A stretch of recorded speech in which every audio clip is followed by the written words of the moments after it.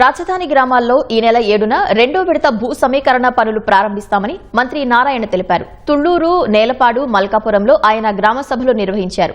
రాజధాని గ్రామాల్లో 900 కోట్ల రూపాయలతో అభివృద్ది పనులు ప్రారంభిస్తున్నట్లు వెల్లడించారు. గ్రామాల్లో సమస్యలు పరిష్కరించాలని ప్రజలు మంత్రి దృష్టికి తీసుకెళ్లారు. సమస్యలు పరిష్కరిస్తామని మంత్రి వారికి హామీ ఇచ్చారు. 2014-19లో ఎప్పుడైతే రైతు సోదరులు ల్యాండ్ పుల్లింగ్కి ఎటువంటి ప్రాబ్లం లేకుండా ఇచ్చారో ఆ రైతు సోదరులకు ఆ రోజు వాళ్ళందరూ అడిగారు, సార్ మా గ్రామాలను కూడా డెవలప్ చేయమంటే గౌరవనీయ ముఖ్యమంత్రి గారు ఒకటే చెప్పారు, ఏదైతే క్యాపిటల్ సిటీలో ఏదైతే రోడ్లు, డ్రైనేజ్ ఇవన్నీ డెవలప్ చేస్తున్నారో దానికి ప్యారలల్గా అదే స్టాండర్డ్లు ఇవి కూడా చేయమని ఆ రోజు ఆదేశించారు. వాటిదైన తర్వాత టెండర్లు పిలవటం, 1500 కిలోమీటర్లకు సంబంధించిన లేఅవుట్ రోడ్స్ ఎంతో వేగవంతంగా జరుగుతున్నాయి. అవన్నీ కూడా అనుకున్న టైంలో అయిపోతాయి.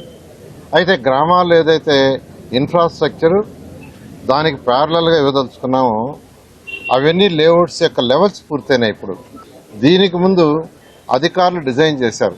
అండర్ గ్రౌండ్ డ్రైనేజ్ కావచ్చు, అంటే ప్రతి ఇంటి నుంచి వచ్చే బాత్రూమ్ నుంచి కానీ, కిచెన్ నుంచి కానీ, టాయిలెట్స్ నుంచి వచ్చే వాటర్ ఓపెన్ డ్రైన్లో పోకుండా అండర్ గ్రౌండ్లో పోయే విధంగా, అదేవిధంగా వర్షాలు వచ్చినప్పుడు వాటర్ పోయేదానికి స్ట్రామ్ వాటర్, రోడ్లు, ఆల్ ఎలక్ట్రికల్ లైన్స్ అవన్నీ కూడా వీలైనంత వరకు కింద పోయే విధంగా డిజైన్ చేశారు.